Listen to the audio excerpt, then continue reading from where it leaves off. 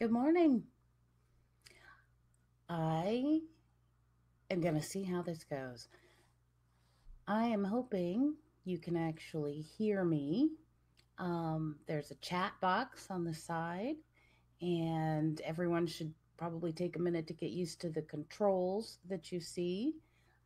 If you can hear me, please type a message saying you can hear me. If you just see my mouth moving and you're not hearing me, let me know. Yay, you can hear me. You can hear me in England. That's wonderful. Alex from Padua, Tony, John, Christina. Oh my gosh, I'm so glad. Whew.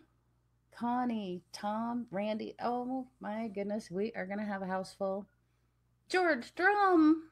I've been working with you for ages. Conrad, Diane, Kingston. Oh, this is wonderful. Okay, you can hear me all loud and clear. Is there any echo? This could be good. Volume is turned on. Oop, one person can't hear anything. Brenda. Others can hear me. So try the volume on your computer or your phone or whatever device you're using. Cincinnati. No echo. Rochelle. Rochelle, you could be living right next door, I'm telling you. Okay. Oh, but it stopped moving. Oh no. Should we see you live? You should see me live. But the video just froze. No. No freezing. Okay, let me try a couple settings. But that looks funny if I'm just frozen. This video file. Okay, hold on here. I told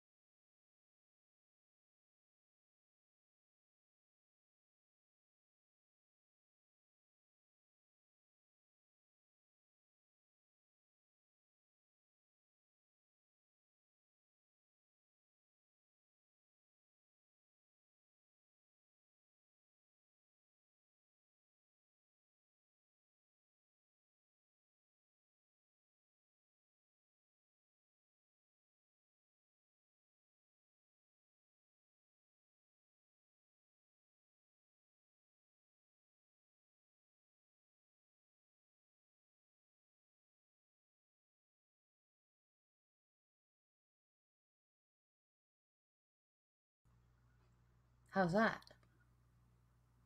Now can you hear me? Crossing my fingers. Nope, I'm not muted. But let me know if you hear. Okay, we're back. So you see me moving. You see me moving, and you can hear me. Okay. All right. So then we better jump in while we still have things up. So good morning, everyone. I am so excited and I am nervous and I have to tell you, one of the last times I did a webinar, um, I was so nervous that I actually got I like lost my voice. So this time I'm hoping everything goes well. So we're gonna get started. We are 8 weeks in. I sent this week's email this morning, went out at 7 my time. Hopefully you have it. And it looks like the questions that I had come in advance mostly had to do with site speed, SEO, monetization, and keywords, which we haven't really jumped into in the weekly emails, but we will be getting to very shortly. So we're going to cover some of those things too.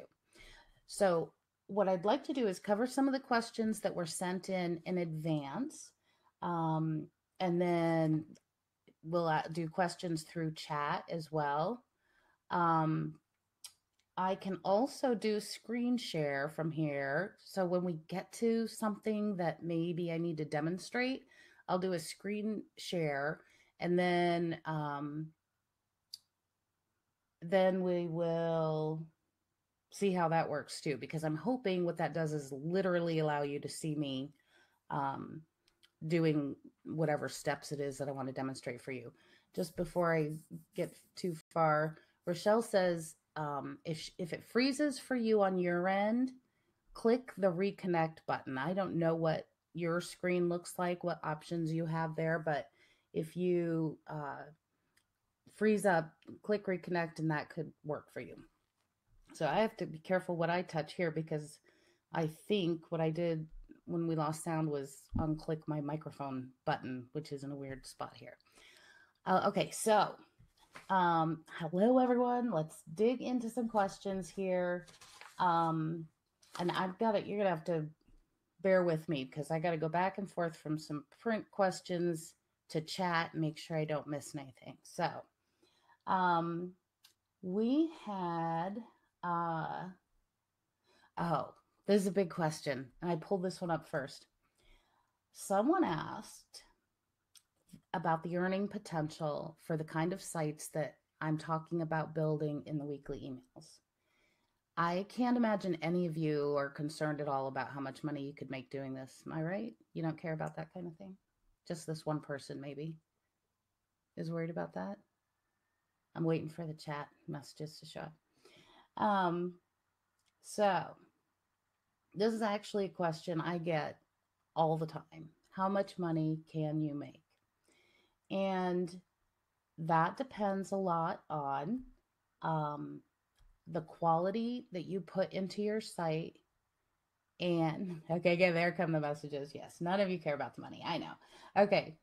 And the common question is whether or not someone can make $1,000 a month. And $1,000 a month is extremely doable. Not only is that doable, but if you can get to $1,000 a month with your website, you can make more. $1,000 a month is the bare minimum you should be shooting for. When people ask me this question, they almost always say, can I then make 10 sites to make $10,000 a month? And that is not the approach that you need to take. One site, you could make $10,000, $20,000, $30,000 a month if you put enough into it. And that is why I stress that you should really be passionate about the topic that you've chosen for your site. And if you've chosen one that you are not passionate about, it's okay if a month or 2 months into that site you go, you know what, this is not my topic. I thought I liked it, but I don't. Because if you push along on a topic that you don't really enjoy, you'll crumble. You'll hate it. You'll start to not want to touch the site. You'll procrastinate. So it's okay to pick a niche and find that it's not really your thing, and then find another niche. But you've got to find the niche that it's going to grab you and keep you interested. which is why for my site, even though I think the crochet site probably can't make as much money as some other sites that I could build, I I'm truly, I'm not kidding. I crochet. I I know what? I think in my 20s, I probably never would have said that, but I'm older now. So if I moved this camera around this room, what I'm hiding off to these sides here is a stack of yarn that would look like you'd walked into Joann's craft store or something. So I'm not kidding. That is something I'm passionate about. I will find a way to make money with that site. Crochet hooks maybe only, cost a few bucks. So I'd have to sell a lot of them, but I'm not limited to just selling crochet hooks. I'll start with some products that are available on Amazon, and then I'll write about patterns and I'll write about yarn. Maybe I'll come up with my own patterns and sell those. Maybe I will uh, sell my own products. Maybe I'll create something that has to do with crochet that I know would solve a problem for other people in that hobby and sell that. Maybe I start a membership site and offer, I don't know, maybe I offer crochet patterns, 10 a week, pay $20 a month for joining the forum and getting the free or getting the monthly patterns. There's a million different ways to go. But if you invest your time in the one topic, in the one site, you will find it's far easier to grow your income focusing on that one site rather than splitting yourself up. So now Ray asked, do I have a passion for Steam Queen? I do. I wish I could pick up my laptop. I'd take you right out this door, and down the hall is a closet that has 5 steam mops in it. And then on the other side of the house, I have another closet that has another 2 or 3. And I've given away 2 already, 3, with 1 in storage for my middle son, who's 21 now, and eventually he'll move out. He'll need one. I have more tile in my house than any one person should probably have. And but I think that's because it's Arizona and that's kind of common. But it's a pain to clean, and I've tried everything. I spent so much time mopping. Yes, I am passionate about steam mops. In fact, it's 2, 3, it has to be like 5 years ago now. I got a contact through the steam mop site from Clorox, the company who makes bleach. And they wanted me to partner with them and help them understand the needs consumers have for steam mops. They wanted to, I'm guessing, design their own steam mops to sell for their products and figure out how to have one that maybe would work with cleaner in it, which isn't always the case. Many steam mops don't require cleaner or even take them. And I really did consider signing up with them, but I decided I didn't really want to work for them. I didn't want to, even as a contract employee, I didn't want to spend the time doing that when I knew I could just be working on my website and working on my internet marketing business. And so I didn't do that. But I really did consider it because I do have some ideas about how I think steam mops could be improved. So, yes. So to the question, can you make $1,000 a month? You absolutely can make $1,000 a month. In fact, are there any people here who want to type into the chat box, yes, I make more than $1,000 a month? That would be interesting, I think, because I know there are a few that are on here. So, the same person asked that, is it the number of articles that might be required to do that? Because I had said you need to get to 100 posts on your site.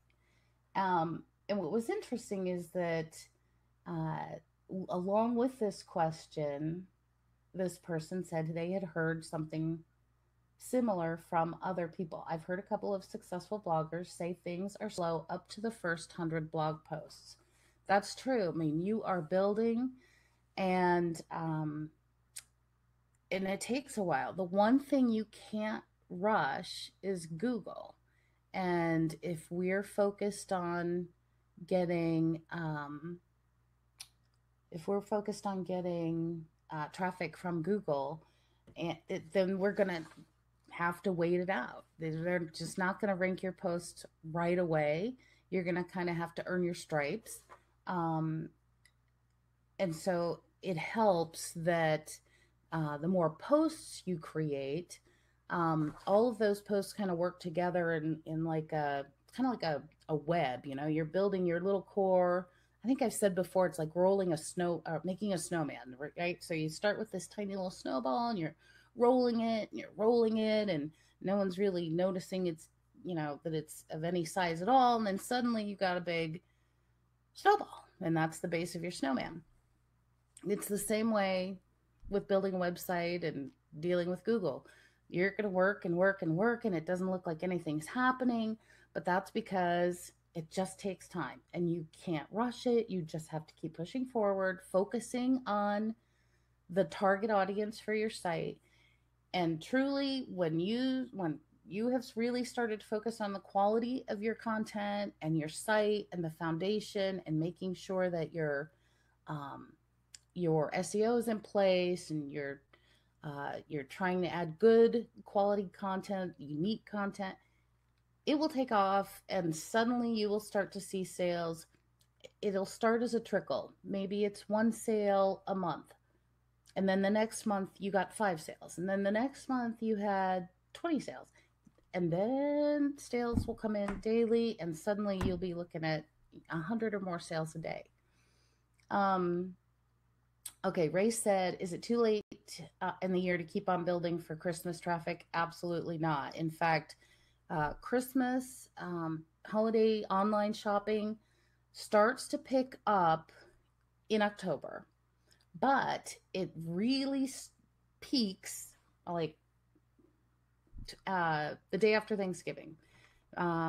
Here in the States, we have Black Friday. It's the big shopping day after Thanksgiving, and then online it's called Cyber Monday, and the traffic will pick up at that point and carry on until about the week before Christmas.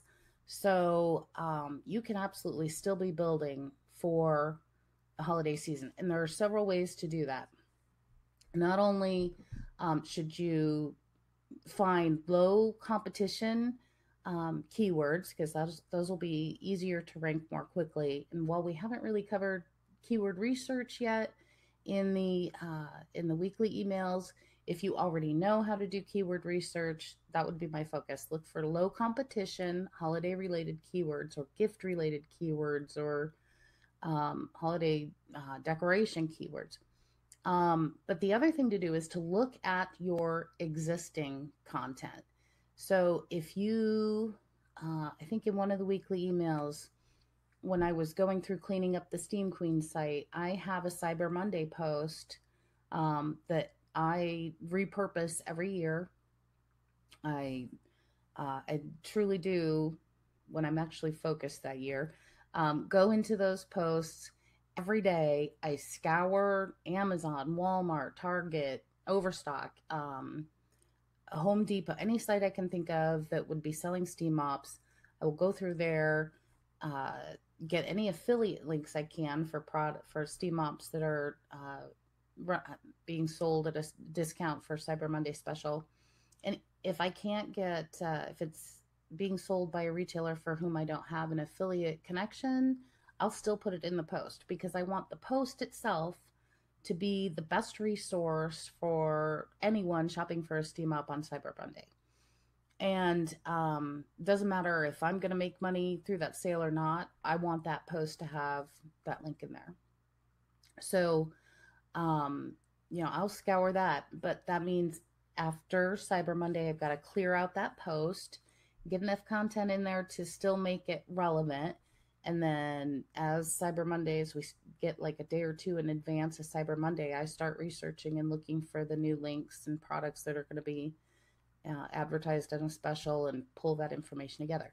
What posts do you have on your website right now that are related to the winter holidays in any way, shape, or form, and use them? Are there more links, different kinds of products you should have in there? Should you be updating your links? Should you be um, looking for different product choices? Maybe not just because a product in your existing post, maybe it's still available, but maybe it's not popular anymore and there's something else you would want to swap those out. So definitely time to still focus on the holiday. I would keep going with Christmas posts up until I do the first week or so of December. At that point, you want to switch to some other things. Um, okay, so we got those questions. I'm sure I've missed some stuff over here, but I do see some people saying they're making $1,000 a month. So it's out there. That's doable. Uh, my monthly earnings vary. This is Rochelle. Rochelle, I've told you, there's a house for sale next to me, and she may be moving soon, and maybe out here. Um, her best month was over $12,000. So I just want you to know it is doable. And Rochelle, I know, um, for her, she had to find the topic that made her the most passionate. I mean, Rochelle, am I wrong if you put in there that you had a few different sites first before you found one that you totally loved around a topic you loved? Okay. Um, we have another question. Let me take a look here. I'm using Azon Breeze to work on existing craft site. I've been using your keyword research techniques, and you said to make sure that there are at least 6 sites with less than 50 PA on Moz. Okay, so some of this might be foreign because we haven't gotten the keywords in the weekly emails.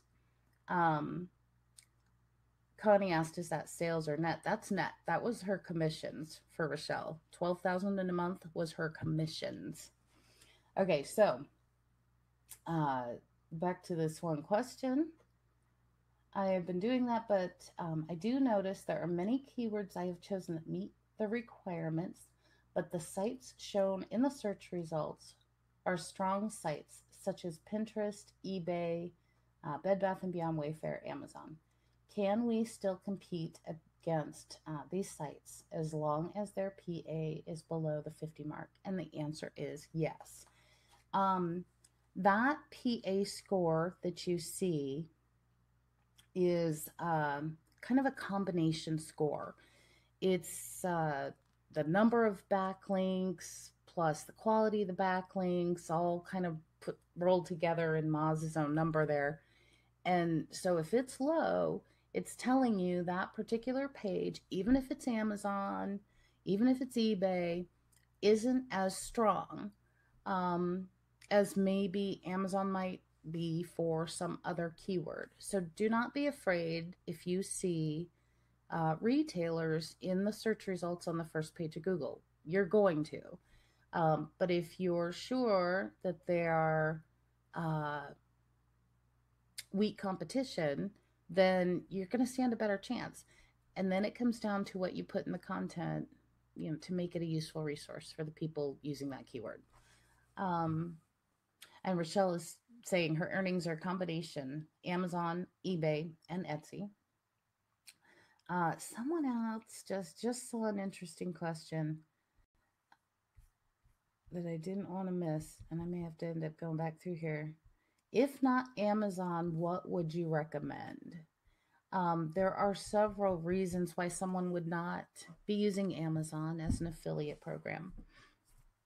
You might be in one of the few states where sales tax is still an issue and you can't get an Amazon.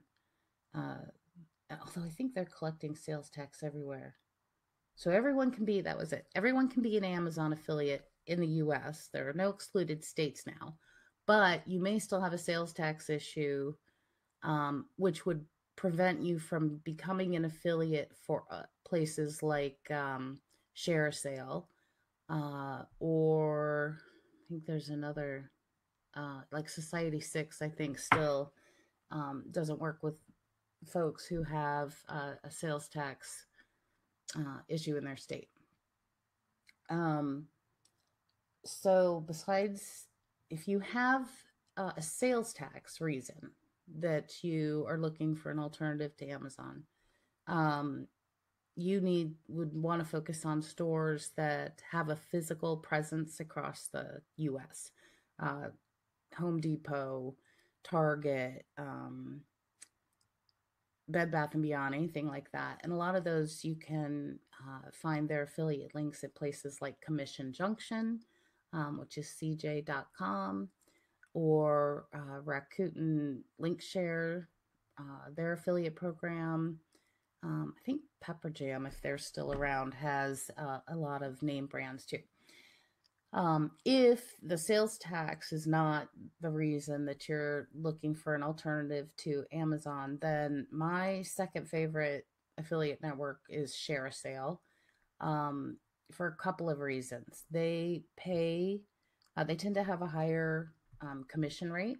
They have a lot of boutique niche kind of stores that don't have a strong presence. They're willing to pay a higher commission rate to get affiliates to help them.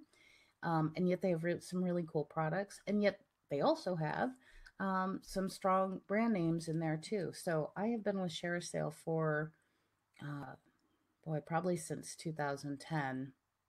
I've never had an issue. And in many cases, I've been able to get a bump in the commission rate because I've made a certain number of sales for a retailer, and that retailer will just choose to give a special commission rate to people who sell over a certain amount. So I think that's a worthwhile relationship. They're also fairly easy to get approved with because they have some retailers in their network who pre-approve, auto-approve anyone who applies. So while you have to have a website URL to apply for a ShareASale account, you can still find retailers in their network who aren't going to care what's on that website. They're just going to approve you. So that's helpful when you're just starting out. AliExpress. I've tried it, but I just think it's a weird store. I don't know if I'm just not comfortable with it yet. So I find it hard to find the things I want to put in my site. So I wouldn't tell you not to use AliExpress, because they certainly have a ton to offer. But for whatever reason, I just have struggled with it. I just haven't liked to put it into my sites, or it hasn't made sense maybe with the topics that I'm writing about in my sites. But I haven't heard anything negative about it. So I'd say it is worth signing up for. Okay. And Shane asked a question in chat I want to get to. You started an Azonbreeze site on a new site and you didn't see a way to add a review video to the single product post. Okay, single product posts are unique. There's no, like, I removed the option for adding a featured image to those posts. It's literally, product image, buy button, a little bit of content, that's it. And so the reason I don't put a separate image in those posts or add a video review spot is because it would make the formatting weird.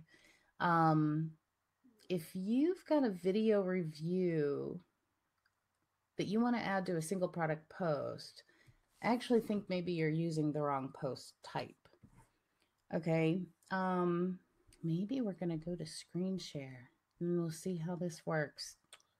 Okay. Because I want to show you what I'm talking about. Okay. Oh no, no video, no sound. Don't do that. Oh, thank you, Rochelle Kingston. Click the reconnect button. Okay. Let's go. Okay, now I think what's going to happen here is you're going to see me in the corner. You're going to see my screen. And then I got to go to the screen, and hopefully you can still see what happens when I type over here. Okay, so I'm going to go to Amazon. And now you type in the chat box if you are watching me bring up Amazon. And I will go back here and check. Still here. Yes. Okay. So you're seeing Amazon and you're seeing me actually type. Great. Okay. That's what I wanted. All right. Okay. So for a single product post, and for those who maybe don't know what that is, let's just bring up one of my sites here. We'll show you a single product post in case you're going, I don't know what we're talking about. Here. Okay. This is a single product post. It has, oh, I don't know why I'm using that. Okay. Has just post title. Here's the picture of the product. Here's the buy button and some content. Okay. The products going in a single product post should be products that people don't research heavily before they buy. Like this Mr. and this is this, the product is this Mr. and Mrs. thing that's sitting above the headboard. Okay. If I'm going to look for something to put above my headboard, I'm not looking to do a ton of research. I don't need a whole review. I'm looking for something that is aesthetically pleasing, something visually appealing. You know, it's like buying a baseball hat. I'm not going to read reviews on baseball hats. I want to find like a pink hat that has, I don't know, a kitten on it or something, right? I don't care what other people think about the particular product because I'm looking for something that suits me. Now, if I'm going to buy my printer over here, or my microphone over here, or a cell phone that's gonna, cost some money. Those kinds of things are things people are gonna research before they buy. That's the kind of product that you might need a review video for. And in that case, you don't want to use the single product post. You would want to use something else. You'd want to use, you could use the how-to video post. You don't have to stick with using it just for how-to. You could use the video field to put in your video review. You could use the but you wouldn't have the product and the buy button. So really you'd have to do a traditional WordPress post, I guess would be my recommendation. If that makes sense. So that's why single product post is meant for quick, unique products. People don't research, hey, I found this cool wooden spoon. I mean, something that simple. Not that they can't, cost money, but it's for stuff people wouldn't research heavily before they buy. Okay, Randy says Google Chrome is working. Okay, good. All right. So does that make sense for the single product post and why there's no place to put a video review in there? I'm going to go back to, there I am. Okay. All right, so the next question is, okay, this was some SEO. Actually, this was, SEO related questions that were very interesting because we didn't quite cover these in the weekly emails. So, can you set a subcategory also as non-index? So when we were setting up the site, the new site. And we went through how to configure the Yoast SEO plugin, or if you used Azon Breeze, and I think maybe we covered it too with the Steam Queen site, but you'll see I request or set the site so that my category URLs do not show in the Google index. So let's bring up the Steam Queen site, because I know that's got, wait till you see what this looks like. This will wig you out for a second if it does it. Yeah, like we're in a big long hallway and a big mirror. Okay, until I go over to SteamOp site. Okay, so I have a category called SteamOp Reviews, and I have a category called Accessories, and I have a category called Cleaning with Steam. And when you bring up a category on the site, you find all the little, see this guy right here, he wants to come in and say hi later, by the way. Anyway, so all the posts that fall in that category show up. But I could have subcategories, right? So under SteamOp Reviews, I could have maybe a category for each brand. And so if I hovered over SteamOp Reviews, then I would have drop down additional options. Yoast doesn't distinguish between parent categories and child categories that drop down. So once you've said you're going to no index all your categories, that's every category, whether it's a subcategory or not. So you can't in Yoast actually change that. I would maybe with some custom programming, but when you say no index categories, none of your categories are going to be indexed. And that's actually the way you want it, because not only are category URLs in Google not helpful to you or your rankings. In fact, having too many of those kinds of URLs in the Google index can be harmful.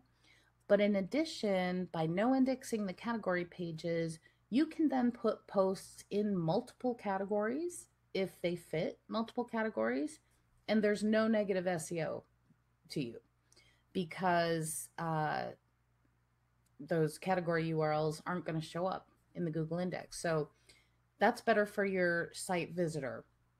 Sometimes maybe you've got a site where you've got holiday topics, you've got like everything for Christmas is all in one category, but some of those items would also fit in a category about kitchen gadgets or something. You could put the post in both categories. There's not going to be any duplicate, no harm to you, because those category URLs are not being indexed in Google. Google doesn't care what you put in your category at that point, if that makes sense. Then can I make, someone wanted to know if they could combine review posts on what I call a general website. You absolutely can. We looked at this site here, which is actually the demo site for Azon Breeze, and I have a review. I keep forgetting I have a mouse. I don't know what I'm doing.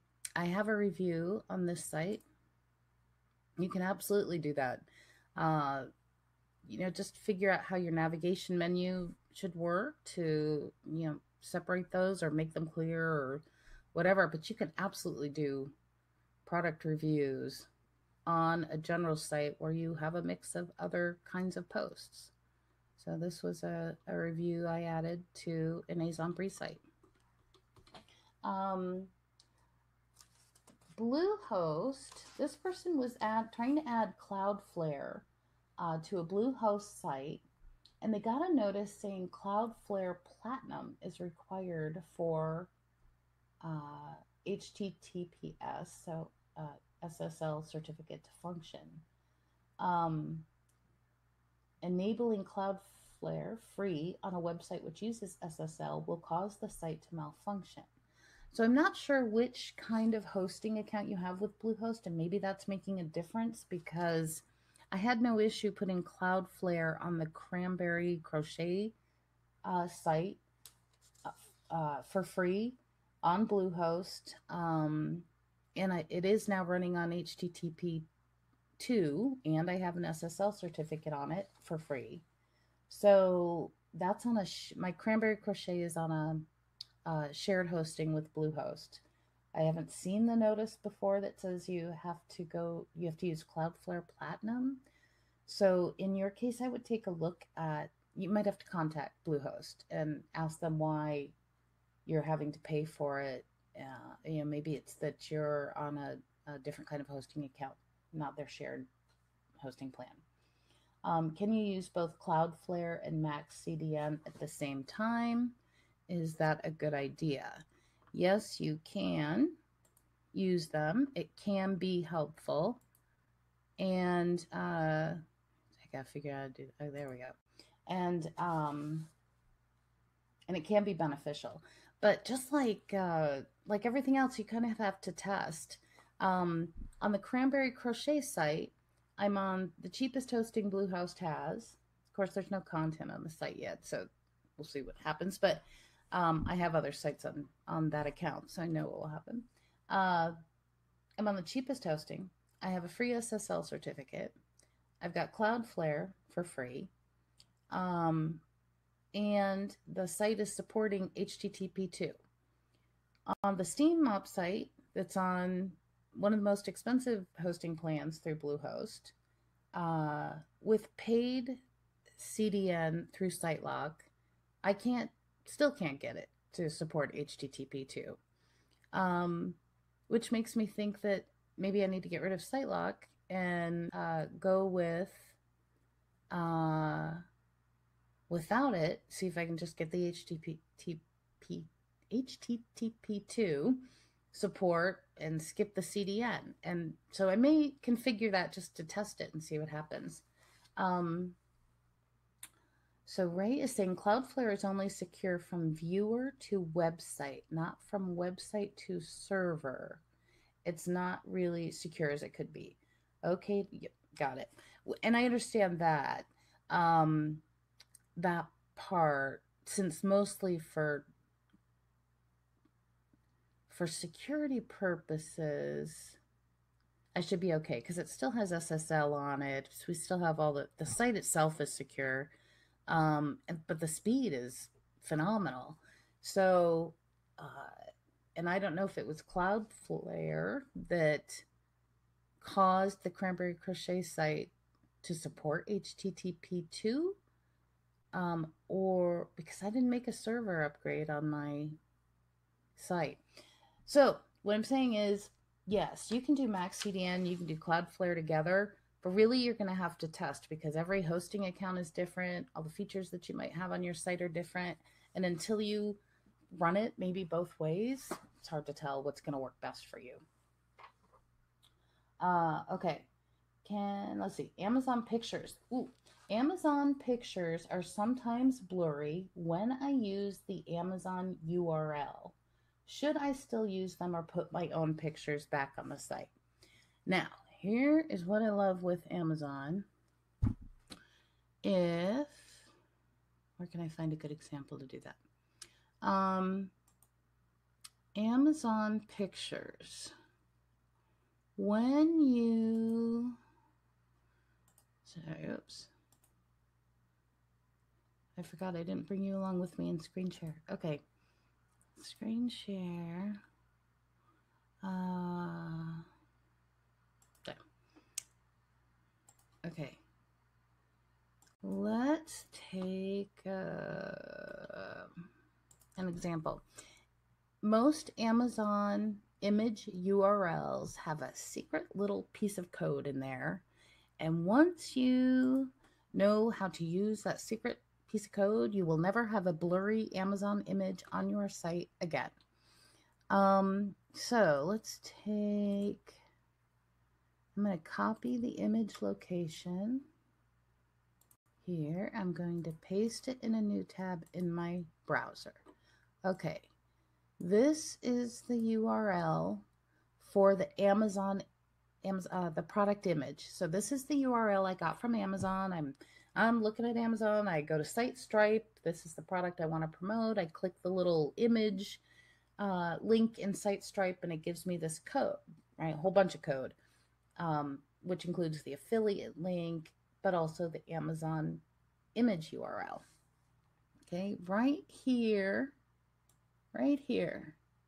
where it says SL400. Okay, I am going to change, let's actually bring up the link. Okay, here's the image that the link in Amazon takes me to. Okay, I'm going to change the 400 here to 700. Okay, see how the picture got bigger? Nope, no additional blurriness. Let's change it to, let's see if I can go to 1500. There you go. Nope, it won't go to that high. Okay. Maybe I'll go to 1000. Nope, it's only going to do that. But there's this SL. It's in almost every Amazon image URL. And all you have to do is change the number that comes after the SL. And it will change the image size and without it being blurry. So I could go down to 300. It'll shrink it. So if you're trying to use HTML to, like when you go to Amazon and click image in the SiteStripe, they're going to give you, I think it's 300. It might even be 150. They automatically default to giving you this tiny image size.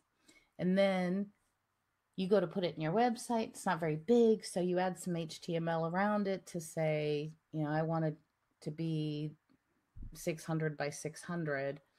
And then all that does is it try to display the 300, this is pixels, the 300 pixel image at a larger size, and that makes it blurry. If instead you go in and you edit the URL for Amazon and change the size in the URL, the image will display much better than what you were seeing by trying to use HTML to make that change. Okay. Does that make sense? Hopefully. Okay, for anyone who knew that.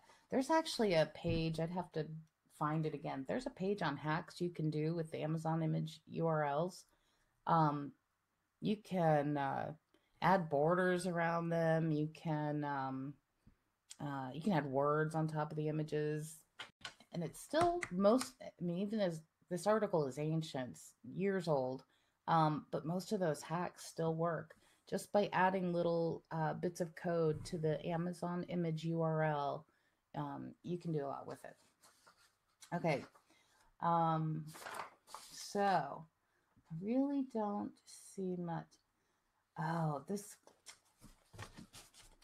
was a really good question, but it's almost like a whole webinar in itself.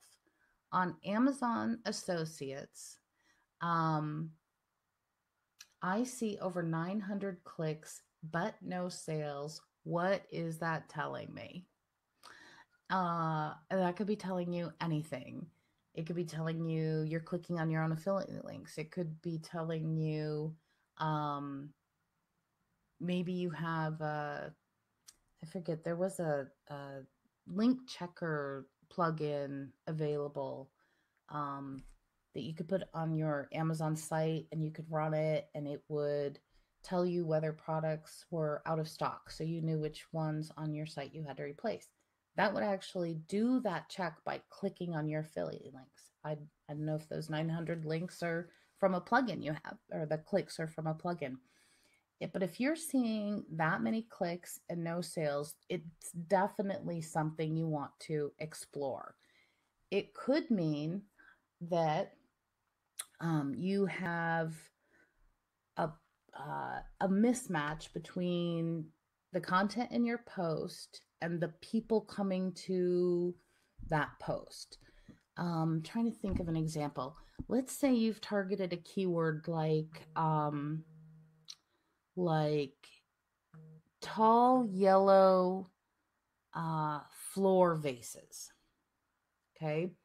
And so you've written your post about tall yellow floor vases, and you've got you're ranking well, and people are coming to that post and they see products they like, obviously, because they're clicking something, they're clicking a link. But when they're getting to Amazon, they're not buying. So I would look at the products that are in the post. Maybe the products are no longer available. Maybe they're not as yellow as you think. Maybe your post was about yellow uh, floor vases and you thought you chose some that looked yellow, but when the customer got over to Amazon, maybe they were reading some comment and they said, well, that's not the kind of yellow I'm after. Maybe they wanted tall and you're linking to all short ones. Maybe they look tall in your post, but in reality, they were short. And the customer, before they purchased, found that information on Amazon and said, oh, this isn't really as tall as I was thinking. So you've got to look at who's really clicking your links. Is it a plugin? Is it you? Or is it true traffic? And then do those products that people are clicking on match the topic in your post, truly match the keyword that you're talking about? And then look at what's on Amazon. What is it people are seeing that's stopping them from buying? Because they're willing to click the link, but they're not buying. There's something that's off. Products are out of stock. They don't really match what your keyword was. I think that's the path you want to explore. Are they really customers clicking the link? Are the products not matching? What is it customers are seeing when they get there? Okay. Someone asked, can we create an Amazon website with plugin, which pulls all Amazon products with reviews? Will that type of Amazon site survive? They're like store builders, right? You buy the site, it's got this great feature, all the plugin pulls in all the products, formats your post. I mean, there's all kinds of those out there.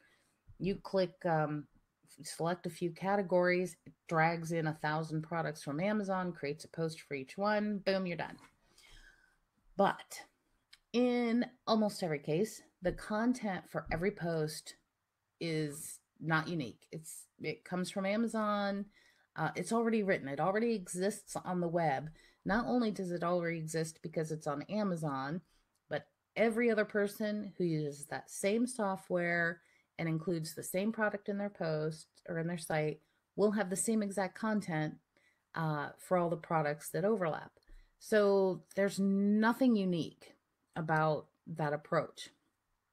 It's a huge time saver, but if you are counting on free traffic from Google, then you would have to actually rewrite all the content in the posts that are created so quickly by this plugin. Those store builder products have a place. They save time. They can you can build a great selection of products around a niche very quickly, but not if you're going to rely on Google for traffic, because you won't be able to rank that content. It's just not unique. You either have to do a ton of work to rewrite it, in which case you might as well have just done the site manually to begin with, or you're going to have to pay for traffic and leave the content alone. Leave it as generated by the tool or the plugin and pay for traffic, or get traffic from Pinterest. You need a different traffic strategy. So that's the benefit for those store builder kind of sites. They're designed for people who can drive traffic from some other source, either by paid ads or funneling it from a Facebook profile or Pinterest account or whatever, but you're not going to rank those sites well in Google unless you go in and do a massive overhaul, rewrite on the content. Does that hopefully make sense? So, um, then you have a question about internal link anchor text. Should we throw in the general anchor text for internal links to avoid over optimization? So, internal links, right? You're linking from one post to a related post on your site inside the post content. Ideally, you should come up with the anchor text that works best for the person reading the post. You don't even have to use an exact keyword. You want to use some of your keyword, but you also don't want to, like you said, you don't want to stuff your post with unnecessary usage of your keyword. So, let's say you're linking from, let's say I want to link from one steam mop post to another. I would certainly include, the name of the other product that I'm linking to in the anchor text, because that would make sense. Go read about the Shark Steam Pocket Mop. But I might also have the word here, click here to read the post about the such and such product, and I might hyperlink that whole thing, including the word here, or click here even.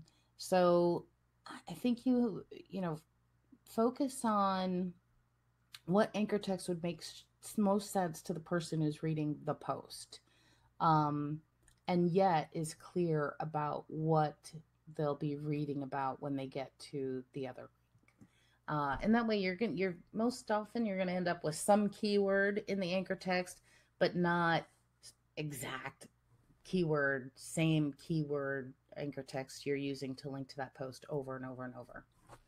Okay. So we covered some click stuff on Amazon. There were, okay. Can the Azon Breeze theme be changed without having to reformat all the posts? Will Azon Breeze work well with Gutenberg when that change comes? I don't know yet. It's on my list to test how Azon Breeze does with Gutenberg. In fact, that's going to come up in a future weekly email. Can I speak more about product review sites versus a theme-oriented site? Which type of site produces more income and has more longevity? How do you deal over time with product reviews where the product no longer exists or is quite changed? Okay. I find review sites make more money. Not only more money per month for me, but also more money per month for a longer period of time after I've stopped working on the site. I think, though, that has to do with my approach to reviews. I tend to be hyper analytical. I mean, if you read some of the reviews, you'll see, I'll calculate out how much it costs to operate a steam mop per hour, because I know what the watts are and I've calculated out my local electricity rate, and I'll go to the nth degree and I'll explain the water tank is half an ounce bigger than the water tank you'll have on such and such mop, and so I know that means you're going to get X amount more time before you have to refill the water in the tank. So I tend to go into way intense detail about the products I'm reviewing. And I think that's what helps both in making more money per month, because I think when you really go into that kind of detail, you just tend to rank better. You don't need backlinks, you don't need anything else. You're creating so much relevant information about a particular product that Google will, recognize it, and you'll rank for more phrases because you're covering more content about that product. Um, so I think you rank better, you rank for more phrases, so you get more traffic, so you make more sales because your post is ranking better and for more phrases.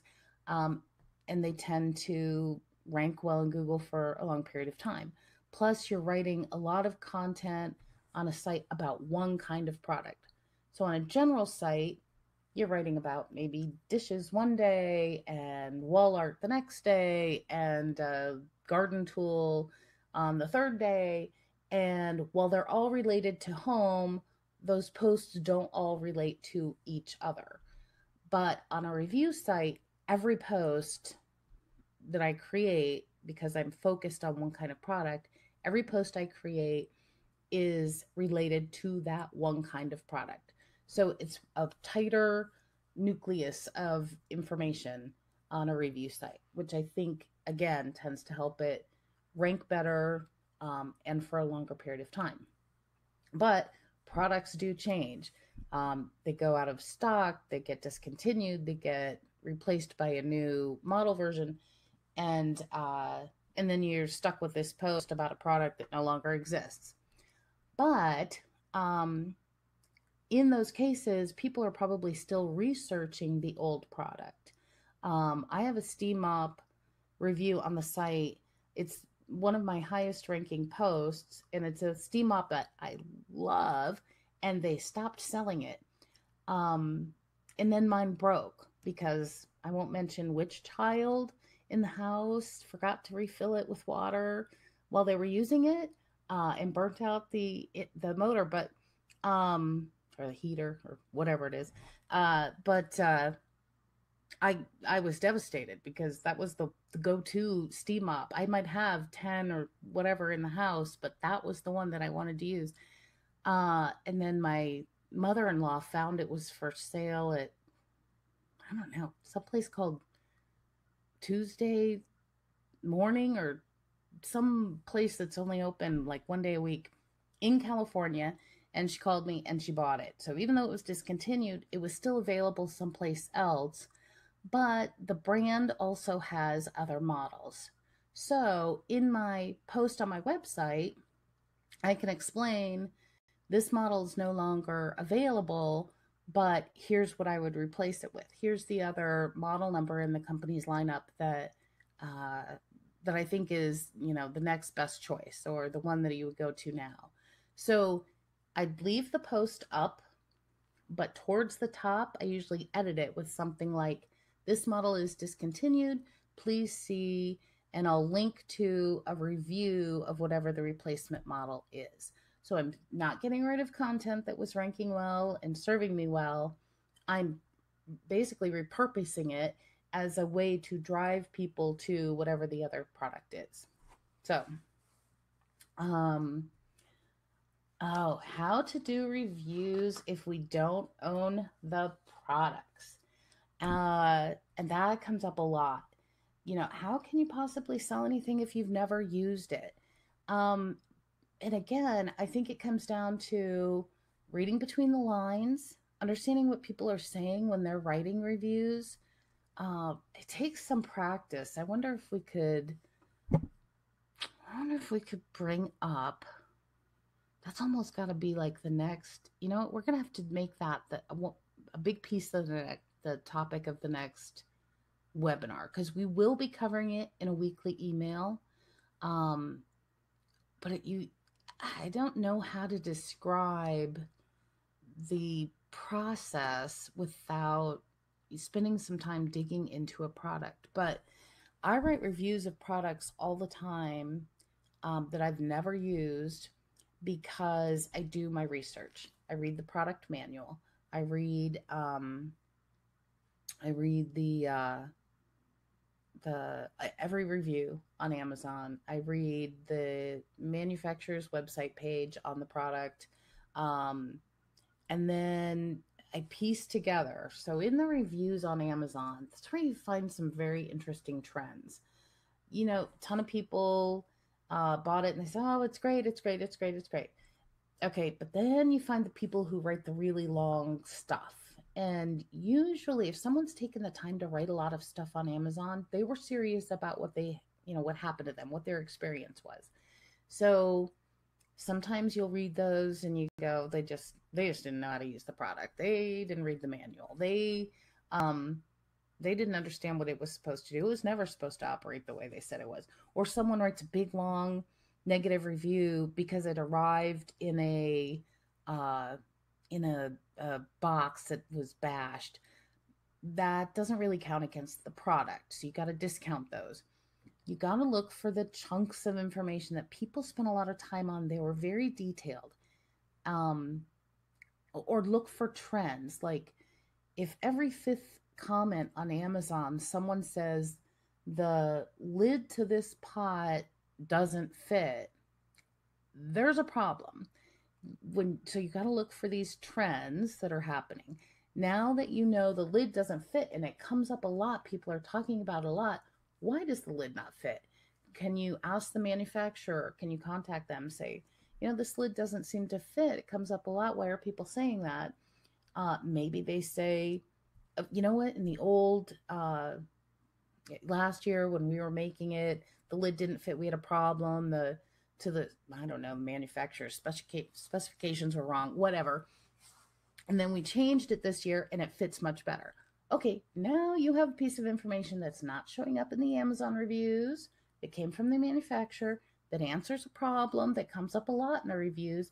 And that's material you would definitely want to put in your review. I talked to the manufacturer prior to 2018. They were having an issue with the lids fitting. Now they've fixed that. And then you'd want to find out, is Amazon selling the old one or the new one? Put that information in your review.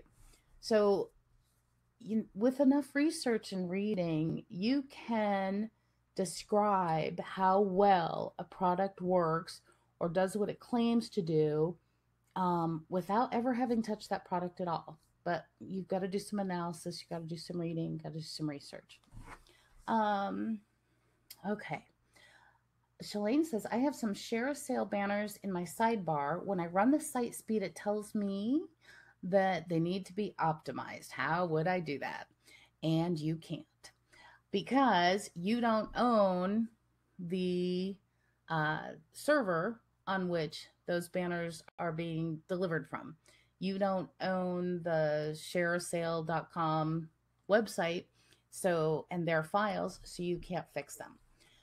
That's one of those things in site speed reports where it says, oh, Google Analytics needs to be, served differently, or it needs to be, there could be an improvement to that script. You don't own the resource. It's coming from google.com and you gotta let it go for the most part. There's nothing you can do. There may be, I'd have to see the banner, but maybe the image could be better served from your site instead of hot linking. And in that case, maybe you could optimize it, but you'd want to check with ShareASale and make sure that they would allow you to download the banner, save it to your computer, upload it to your website, and change the code so that you could display the image from your own website instead of through their banner link, if that makes sense. Amazon banners, Pinterest, all the same thing. That is why I don't put the social media buttons on my site. That's why I keep plugins to a minimum. I try to use the basics and skip everything else, because at this stage, these sites are small. We're just starting them. Don't load it up with a ton of stuff that's going to slow it down, because right now you're just desperate to rank. Don't worry about putting all these extras in there that are going to slow down your website and slow down your ability to rank. because you're not going to get anything out of it. Save those for the future. You know, when you're a big old site and you got all these people visiting, you know, you're getting 1,000 visitors a day. Sure, go ahead and put the social plug in. Earn the authority first, by gaining rankings in Google and getting traffic to your site. That's step one. And the extras can come after that. Okay, so one point, oh, we talked about the 100 posts. Okay. Next question. Oh, was about keywords. And you know what, this next week, what is this next week? Is, okay, so not the week 9 email, but the week 10 email should be loaded with keyword information because we're going to get into post creation for the new site. Okay, so for any of you who need to go, I mean, I'm going to keep going for another 15 minutes or so. But if for any of you who have to go because you only thought this was an hour, certainly feel free. There is going to be a replay of this, so you'll be good to go. That replay link should go out within 24 hours. But otherwise, we'll keep going until, I guess we'll go another 19 minutes and see how far we get. So, would there be any advantage to having a closed Facebook group or forum for this audience? And I would love to do that. I actually have the software to do a forum, a membership forum. Certainly I could do a Facebook group. My concern is having the time to devote to answering anything that comes up in the Facebook group. And that's always been, that's what's always held me back from doing that, because I can't guarantee that I could get to the questions that are in a Facebook group. So I would either leave people hanging and not answer the questions, or I would spend so much time answering those kinds of questions that I couldn't get other things done. So that's what's held me back. So I don't know that we'll do that, because I think kind of I'm trying to use the webinar approach to consolidate that. So you have a chance to ask questions, but it's not coming at me constantly, I guess. And then, okay, so we have some more material to cover. That's actually what's going to be in the week 9 email, is the rest of the Google page speed insights data that we didn't get fixed in the last email on site speed. And we'll also take a look at the recommendations that come up in tools like DareBoost and GTmetrix that were not covered in the earlier site speed email. So there will be more site speed material coming, including how to fix some of the topics that didn't show as issues for my site, but are common issues that you may see in your sites. So more to come on that one. What are some steps to take if I'm getting rejected by affiliate programs? Many times they don't give a reason. Yes, Rose, this webinar is recorded, by the way. Fred, let's see. I want to make sure I've got questions coming in 2 places too. Truly good information coming out of this webinar. I've never been on a webinar where the presenter was so interested in providing relative help and advice as opposed to telling something. Time well spent. Oh, you made my day. Okay, thanks, Fred. Okay, so this was steps to take if you're not getting approved. Let's talk quickly about the Amazon affiliate program and then what to do for other programs. So the Amazon Associate Program, when you apply, you give your URL, you fill out the data, you're automatically given a temporary Amazon Associate account. They don't look at your website. You just filled in the right information, you get the account. They give you 180 days to make 3 sales. It used to be one in 90 days. Now it's, I think, 3 in 180 days. So you either, two things happen. You either go the 180 days without making the 3 sales. In that case, they will send you an email saying, oh, we've closed your account, but they invite you to reapply.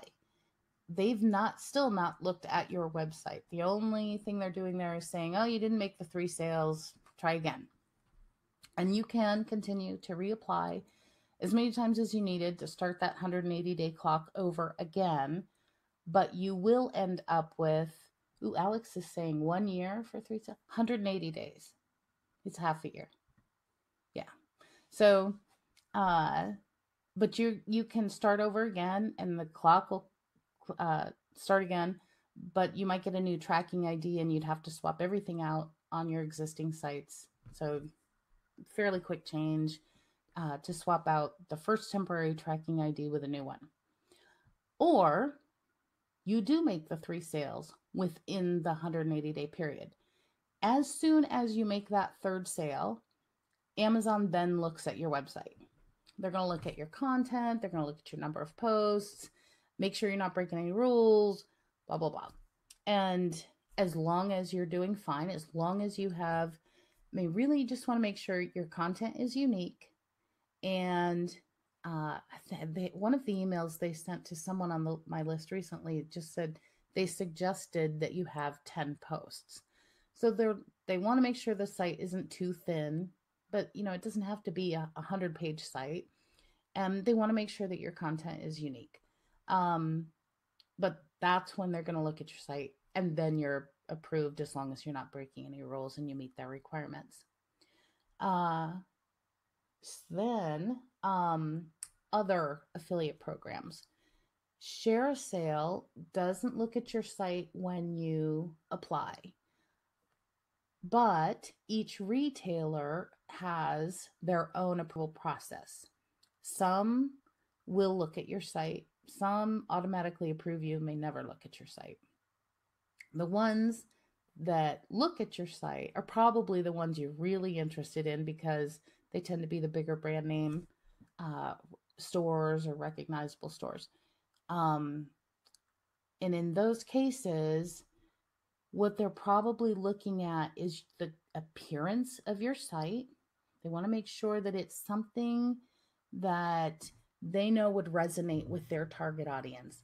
So if you're not getting approved, I'd look at how your site looks and then look at your content, because they're probably seeing, maybe they think the content is too affiliate-ish and there's nothing unique in there, nothing, maybe they're looking for the blog style approach, and they want, a blogger who is occasionally linking to them or helping them to sell products, versus maybe a site that looks more like a store where every post is pushing some sort of product.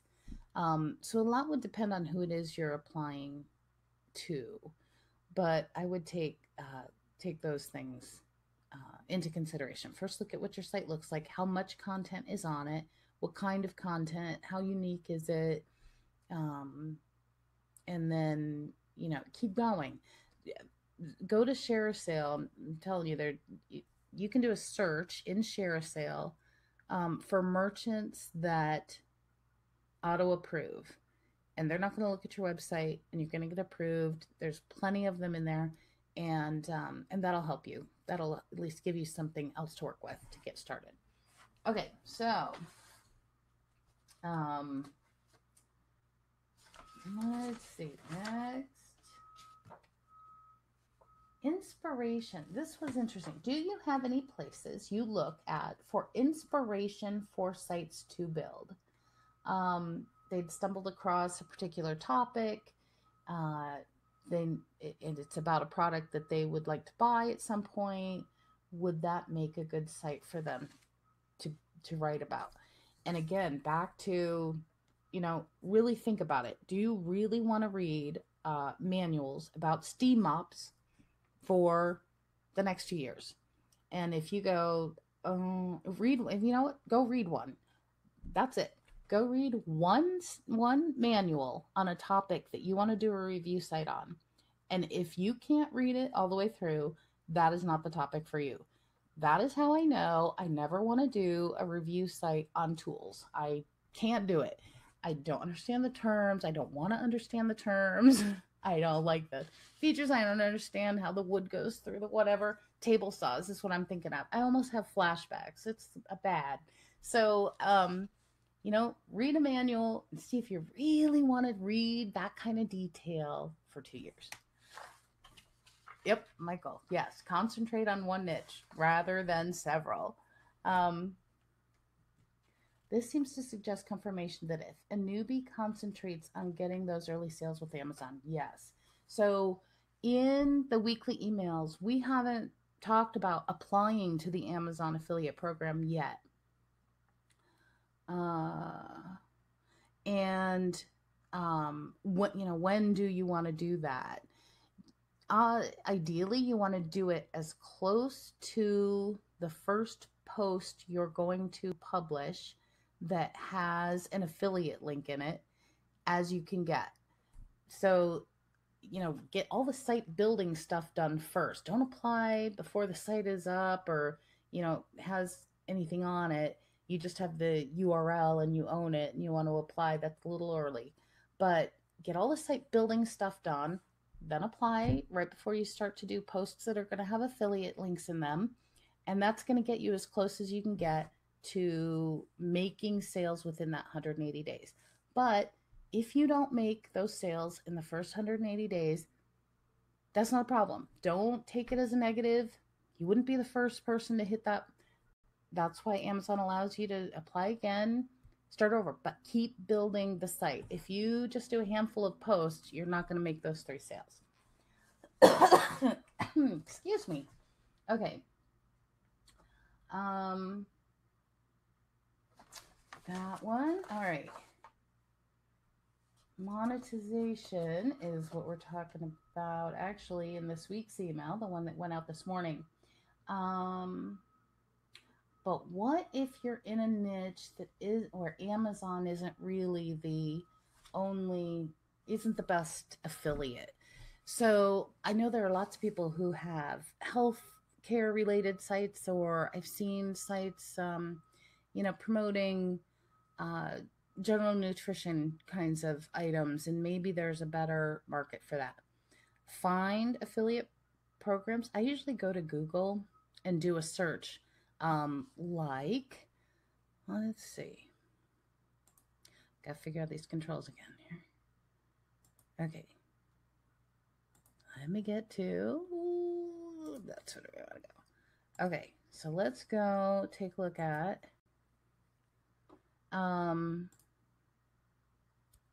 let's say I want general nutrition. It's got a site in general nutrition plus affiliate. Okay, I'll just do a search. Okay, look at that. GNC has an affiliate program. That's what I want to know.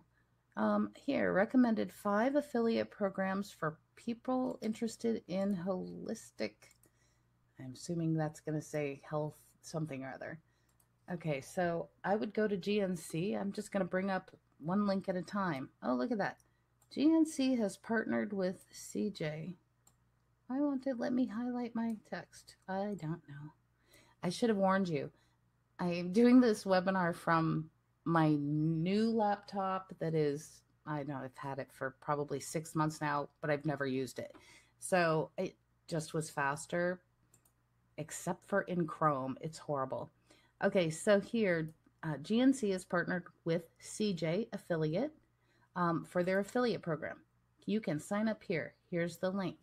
I'll do the same thing for, I don't know, let's say I have a swimming, I don't know. Look, affiliate program at Swim Outlet. Okay. I'd open that up. I'd go find out who's managing their program. Take a look. And usually it'll say, oh, it's, either they're managing it themselves or it's with CJ, which is Commission Junction, or, oh yeah, and then we got to get the ad. But you can do that search for any topic. Okay, swimming plus affiliate, crochet plus affiliate. Oh, look, love crochet, Crochet Bell. You'll find all kinds of stores that way. So don't limit yourself. Find the best products that match your niche, your audience. What is it that they're after?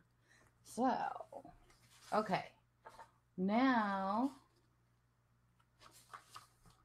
I think Cookies Banner. Oh, there were some questions in here about specific details. And I think what I'll do is fold those into the next email so that everyone has those details.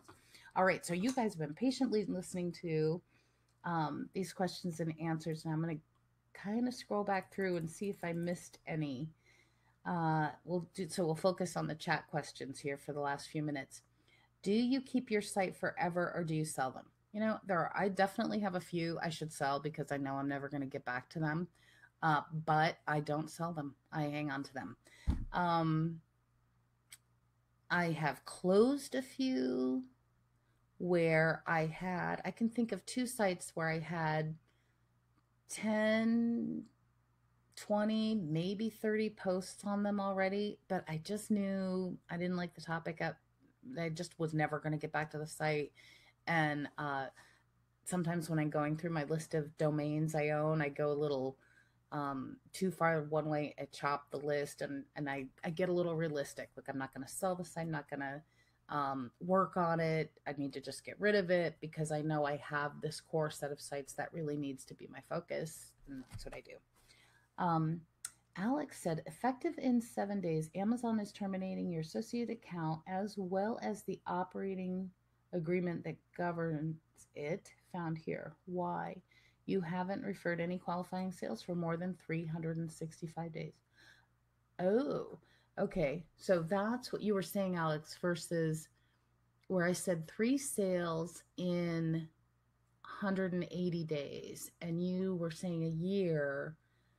This actually, the phrasing here says you haven't referred any qualifying sales for more than 365 days. That's UK. Okay, that's why. That's the Amazon Associate Program in the UK. So in the US, when you first apply, you have 180 days to make your first 3 sales. So Alex, it looks like in the UK, you have to make 3 sales within a year. That is good to know because I would not have known that. Okay, let's see what else. Comparison tables. Yes, I do still use TablePress, the plugin, free TablePress plugin for WordPress to make comparison tables. So when we were looking at the SteamUp site, you'll see there's a comparison page. And use TablePress plugin. But one of the things that will come up in one of the weekly emails is whether or not that plugin is mobile friendly. Because I think I had to make a change to the code when there was the big push to make sure sites were mobile friendly. I don't think that plugin is, at least at one point in time, was not mobile friendly on its own. You had to make a manual change. But that is the tool I use. Let's see. So, webinar is recorded. Okay, what else? We covered so much. I feel like I've rambled and I hope it was helpful. Can you use pictures to upload your pictures to? Okay, so Ebby asked, can you use like another kind of site to load your pictures to and hot link them to? So instead of a CDN, let's say you load your pictures to like PhotoBucket or something. Yes, that can help to speed up your site, especially if you are on one of the cheapest or shared hosting plans. I actually have an account with Amazon AWS. So for my own products, when I'm writing an ebook and I'm going to have to do a sales page, either for my website or for Warrior Forum, I will I used to create a big, long, giant sales page image and then break it into chunks and put, it might be sliced into 10 pieces and put that in Warrior Forum. Because if I tried to host a giant image like that from my own site, it would be too slow. Now I put the one big giant image up on Amazon AWS and link to it from there, and it's cheap. It's like, I think the biggest bill I've ever paid for Amazon AWS was like $2.50 for a month. So that's an option, and they are fast. They deliver the fast site speeds. So okay, let's get to the top here. And okay, we're at 9:31. Um, thank you, Rochelle confirmed. Table press is not. Yep, yeah, it wasn't mobile friendly. All right, so everyone, I thank you so much for spending your time with me. I hope this was helpful. Any tips you have for the next webinar, please email them over.